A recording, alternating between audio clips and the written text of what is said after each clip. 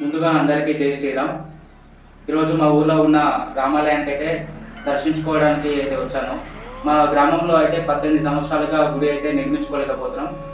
అసలు ఎవరైతే ముందుకు రావాలి, లాస్ట్ వీడియోలో కూడా అడిగాను. ప్రతి ఒక్కరికి విషయం అయితే తెలియడం జరిగింది. రామాలయం గుడి కట్టుకోవడానికి అయితే ఎవరు ముందుకు రావడం లేదు. నాకు అది చాలా బాధాకరంగా ఉంది. నేను ఒక్కరిని ఇలా అడుగుతూ పోరాడుతూ ఉన్నందుకు నాకు చాలా బాధాకరంగా ఉంది. ప్రతి ఒక్కరు ముందుకు రావాలని కోరుకుంటున్నాను.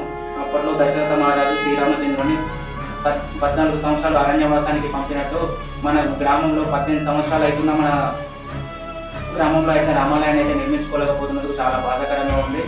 ఇప్పటికీ మనం గ్రామంలో నిర్మించుకోలేకపోతున్నాం. నాకు అది చాలా బాధాకరంగా ఉంది. ప్రతి ఒక్కరు ముందుకు రండి, మనం ముందుకు వచ్చి రామాలయాన్ని అయితే నిర్మించుకుందాం. మన గ్రామంలోనేమో 14 సంవత్సరాలు ఇలా గుడిని కట్టుకోలేకపోతున్నాం. అలాగే అయోధ్యలో చాలా 500 సంవత్సరాలు పోరాడితే అక్కడ అయోధ్య ఇప్పుడు నిర్మించబడింది. అలాగే మన గ్రామంలో కూడా ఎప్పుడు నిర్మించబడుతుందో అసలు నాకైతే తెలియడం లేదు. నాకు ఈ విషయం అయితే చాలా బాధాకరంగా ఉంది.